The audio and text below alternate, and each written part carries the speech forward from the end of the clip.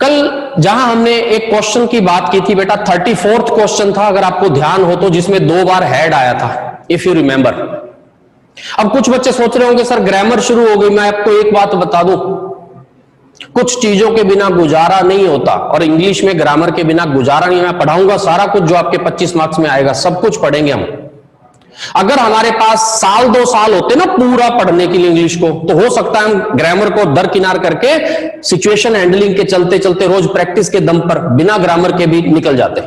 But बेटा इन 3-4 महीनों में अगर हमें तैयारी करनी है तो ग्रामर का कहीं ना कहीं सहारा लेना ही पड़ेगा।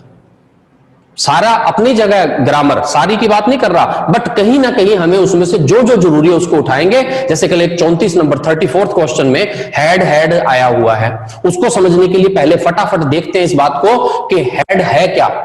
देखिए आप सभी जानते हैं कि जो हैव होता है ये क्या है, ये एक्चुअल में हैव की फैमिली का मेंबर है। हैव खुद ओरिजिनल होता है, लेकिन ये ओरिजिनल किस किस को यूज करने की परमिशन है? एक तो आई को, एक यू को, और एक प्लूरल्स को।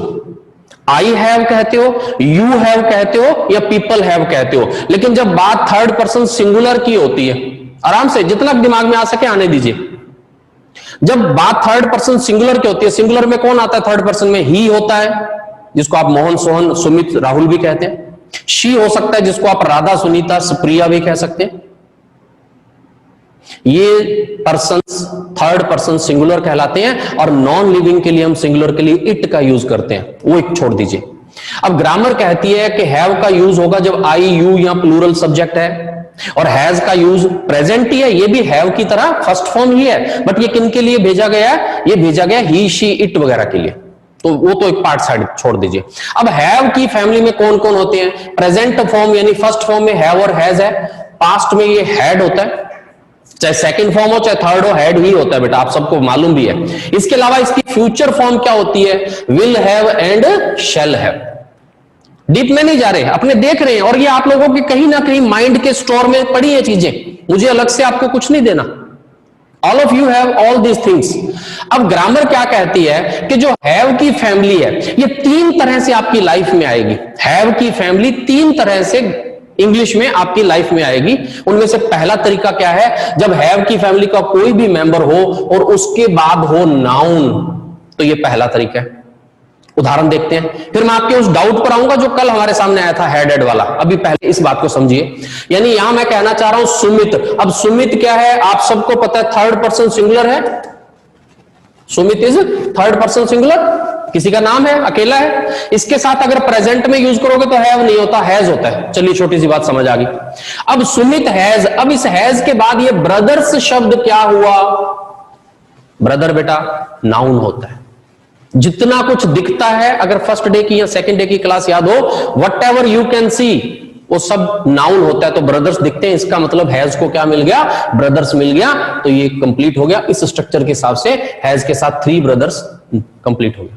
यहां 3 क्या होता है मालूम है? जो शब्द, the word which edifies, the word which adds something to a noun, जो शब्द नाउन के बारे में थोड़ा सा कुछ और बताएगा उसको हम एडजेक्टिव कहते हैं। ये एडजेक्टिव है, यानी 1 2 3 जो काउंटिंग है वो सारी की सारी एडजेक्टिव्स होते हैं। तो हमारे सेंटेंस में Sumit has 3 brothers and 1 sister. Okay, यहां हैज के बाद क्या लगाया गया? नाउन। ओके जी, लगाया जा सकता है। दिस मूवी, अगेन ये भी एक सिंगुलर हुआ, नॉन लिविंग है, सिंगुलर है, कोई बात नहीं। इसके साथ भी हैव और हैज में से उसने क्या चूज करा? हैज। ओके, अब देखिए हैज के बाद उसको क्या मिले बिना चैन नहीं आएगी? जब तक उसको नाउन नहीं मिलेगा उसको चैन नहीं आएगी। और यहां नाउन कौन है? कंटेंट्स। मिल गया। हैज को क्या चाहिए? हैज कहता है या तो मेरे बाद नाउन लगाओ या मेरे बाद वर्ब की थर्ड फॉर्म वाला काम अभी करते हैं अपने। तो यहां मैं कहना क्या चाह रहा हूं कि हैज का अगर यूज आप प्रैक्टिकली रखना चाहते हैं, अगर इस सेंटेंस में से मैं किसी वजह से कंटेंट्स को हटा दूं, अगर किसी वजह से मैं कंटेंट्स को हटा दूं तो ये सेंटेंस गलत हो जाएगा। This movie has some band. What band? ये बैंड कहां से बना है? ये बैंड की थर्ड फॉर्म से बना। और थर्ड फॉर्म किसका काम कर सकती है? अगर 1-2 दिन पहले की बातें याद हो, एडजेक्टिव का। थर्ड फॉर्म कभी भी नाउन नहीं बनाती। अगर ये सेंटेंस यहीं तक होता तो ये एरर होता बेटा। बट इसने लास्ट में क्या लगा दिया, कंटेंट्स, जिसके कारण ये नाउन है, और हैज को क्या चाहिए था, नाउन, मिल गया, दैट्स ऑल। चलिए क्विकली देखते हैं। और although these students have answers, अब आंसर वर्ड भी क्या होता है बेटा, नाउन होता है। ऑल्दो का यूज कहां करते हो, कॉन्ट्रेरी स्टेटमेंट्स में, जहां एक बात करते करते फिर उसके एंटी जाना होता है। Although I studied well yet couldn't succeed, वगैरह वगैरह, उसकी बात करेंगे। Although these students have answers yet they have some doubts. अब यहां पर जो डाउट है ये नाउन होता है बेटा, यहां पर जो आंसर्स है वो नाउन है। क्यों? क्योंकि हैव को अपने बाद नाउन चाहिए, ये पहला रूल हैव के लिए, हैव की पूरी फैमिली के लिए। उसके बाद हमने इस सेंटेंस में क्या देखा, येट दे हैव, फिर हैव आ गया, हैव को क्या चाहिए, फिर नाउन चाहिए। डाउट्स शब्द भी क्या होता है बेटा, नाउन होता है। आराम से जितना समझ पाए समझिए, थोड़ा सा कनेक्ट होने की कोशिश करो। अगले 3 महीने पढ़ना है और इतना अच्छे से और इजी वे में पढ़ेंगे कि अपना काम आराम से हो जाएगा बेटा। शी हैड, अब मुझे पास्ट में कुछ कहना था तो मैंने हैज हैव को छोड़ के, हैज हैव का पास्ट हैड होता है, उसको यूज किया कि शी हैड ए चांस। अब चांस भी नाउन होता है बेटा। टू विन दिस कॉन्टेस्ट, उसके पास मौका था इस कॉन्टेस्ट को जीतने का, but unfortunately she couldn't take benefit, लेकिन वो लाभ नहीं उठा पाई। हमारा फिलहाल ये रूल समझने का कहां तक है, हैड के बाद क्या जरूर आएगा, नाउन आएगा। Students if you still have queries, students अगर अभी भी आपके प्रश्न हैं तो क्वेरीज भी क्या हुआ, ये भी बेटा नाउन ही होता है, ये भी नाउन है। जैसे डाउट्स नाउन है, क्वेरीज नाउन है। तो फिर feel free to ask me, अगर अभी भी आपके मन में कुछ प्रश्न उठ रहे हैं तो फील फ्री, निश्चिंत होकर निसंकोच मुझसे पूछ लीजिए। तो हमने सिर्फ ये देखा कि हैव की पूरी फैमिली कहां काम आ सकती है, मेन वर्ब के रूप में। इस वक्त ये क्या है, मेन वर्ब है, तो अपने बाद क्या मांगेगा, नाउन मांगेगा। कोई बात नहीं, जितना समझ आ रहा है इसको नोट डाउन करिए। अगर अगली स्लाइड पर हम चले तो यहां पर हैव का एक दूसरा रूप सामने आ रहा है जो आप में से बहुतों ने यूज भी किया हुआ है।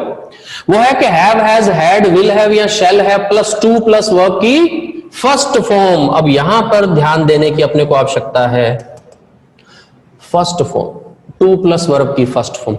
जब ये स्ट्रक्चर आपके सामने होती है तो इसकी आवश्यकता कब पड़ती है हमें, जब आपको ऐसा कुछ दर्शाना हो कि मजबूरी के कारण आपको ये करना पड़ रहा है, या इस काम को करने की नेसेसिटी बहुत ज्यादा है, आवश्यकता है जी, इसको इग्नोर नहीं किया जा सकता। तब हैव किस स्ट्रक्चर में काम करता है, हैव की फैमिली का कोई भी मेंबर होगा उसके साथ टू लगेगी, और टू वाली कल और परसों 2 दिन सेंटेंस खूब पढ़े हैं कि टू के बाद ओरिजिनल फर्स्ट फॉर्म आती है। तो वो रूल तो वही है, यहां उठाकर हम उसको यूज कर लेते हैं। जैसे फर्स्ट सेंटेंस है, we have to finish this topic today. अब मुझे हैव के बाद अगर किसी वजह से टू नहीं लगाना होता, सपोज अगर किसी वजह से टू नहीं लगाना होता तो हैव के बाद सीधा फिनिश आता, गलत है। अब फिनिश ना तो नाउन है बेटा, ये तो वर्ब की फर्स्ट फॉर्म है, और ना ही फिनिश वर्ब की थर्ड फॉर्म है, तो हमारा सेंटेंस गलत हो जाता। तो ग्रामर ने क्या कर रखा है, हैव को 3 यूजेस में कन्वर्ट किया हुआ है। पहला जो हमने अभी पढ़ा, हैव अगर मेन वर्ब है तो उसके बाद नाउन चाहिए।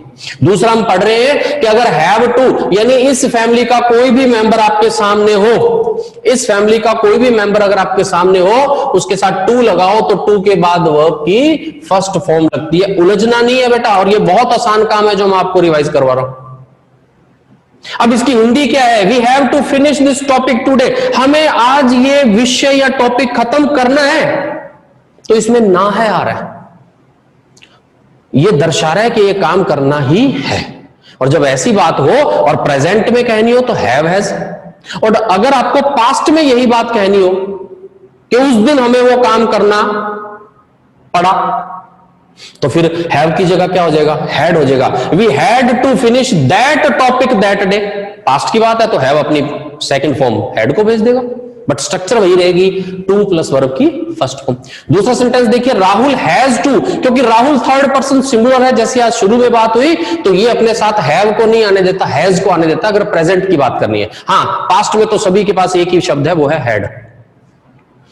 तो Rahul has to reopen his shop.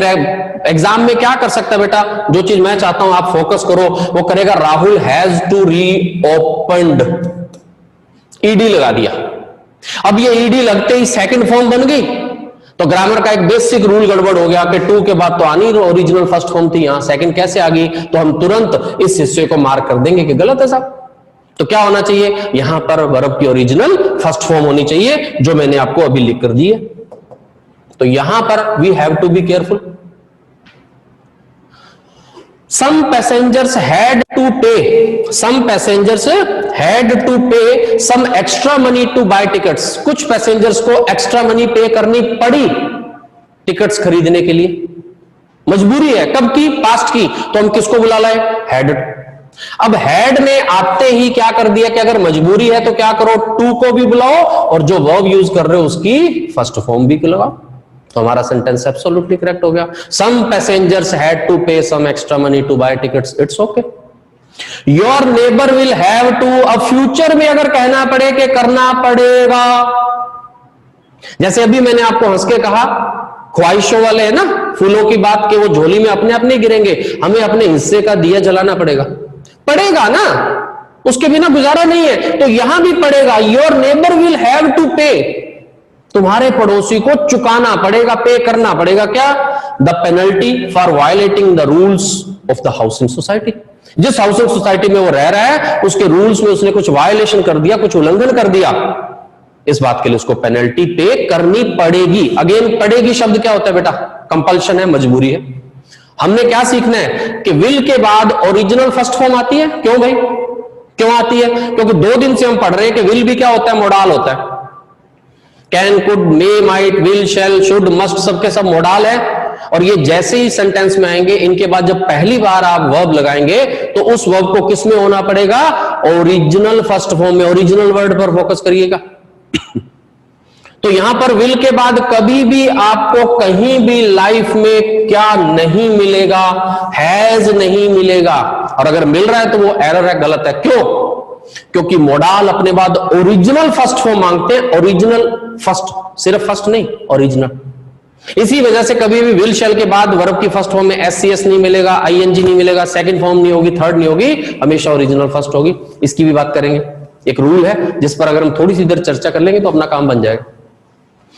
I have to go through this file, मुझे इस फाइल को पढ़ना पड़ेगा, मुझे यहां पढ़ना है, कुछ भी कहिए, अगर आपकी बात में मजबूरी है तो आप इस फैमिली को बुला लीजिए, हैव वाली।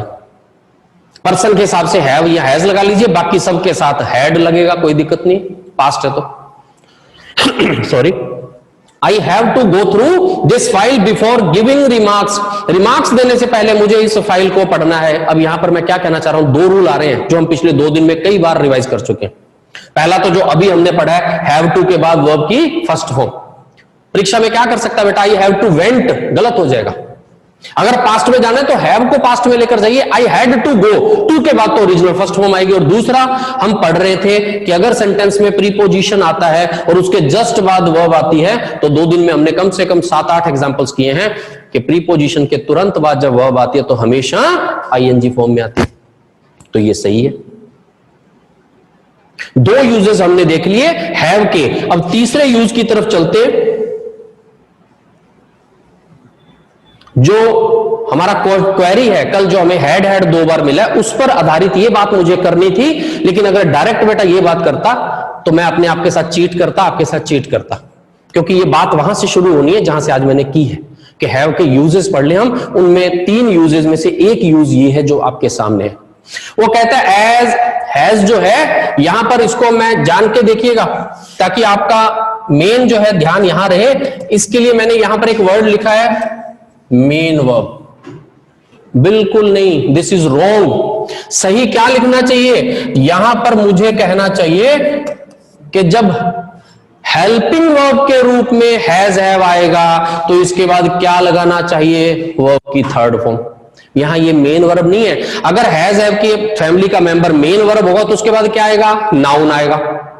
जब हैव टू वाली स्ट्रक्चर आएगी तो उसके बाद क्या आएगी, वर्ब की फर्स्ट फॉर्म। लेकिन अगर हैव हैज जो हम बचपन से जानते हैं हेल्पिंग वर्ब के रूप में है, तो हेल्पिंग वर्ब का मतलब ये किसी वर्ब की हेल्प करने के लिए है ना, तो वो जो वर्ब होगी वो किस फॉर्म में होगी? थर्ड फॉर्म में। और ये बचपन से all of you know it.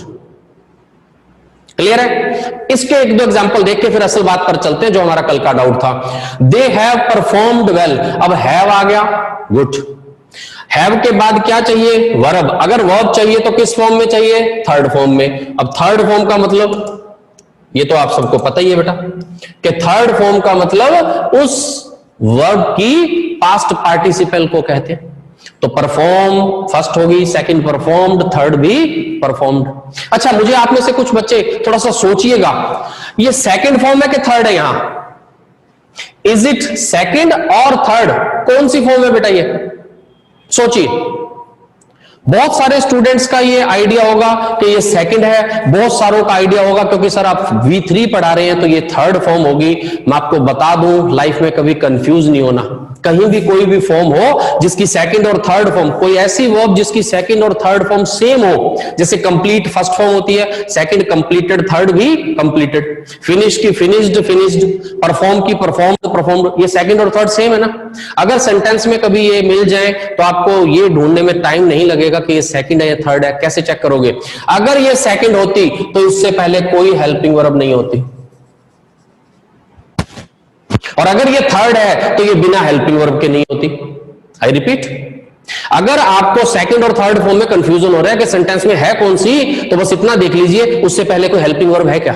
अगर हेल्पिंग वर्ब है तो आपके सामने थर्ड फॉर्म है, और अगर वो अकेली घूम रही है बिना हेल्पिंग वर्ब के तो अब वो सेकंड फॉर्म है। तो ये वाला कंफ्यूजन अपने को रहने नहीं देना बेटा। सो कोशिश करिए, मेरे साथ साथ लाइवली रहिए ताकि आपको फायदा भी हो। फिर वो कह रहा है your roommate has applied for this post. Okay, क्या किया? रूममेट सिंगल हुआ, हैज में से हैज लगाया और उसके बाद वर्ब की थर्ड फॉर्म। तो छोटी छोटी चीजें जो आपको पता है, मैं क्विकली आता हूं नीचे। शी हैड सबमिटेड, अब हैड के बाद उसने क्या लगा लिया? Third form. क्या लगा लिया? Third form. अब हैड के बाद थर्ड फॉर्म आ सकती है, हमें कोई ऑब्जेक्शन नहीं है। ऑब्जेक्शन तो किस बात पर कल हुआ कुछ स्टूडेंट्स को कि सर ये दो हैड इकट्ठे आ सकते हैं क्या? बिल्कुल आ सकते हैं।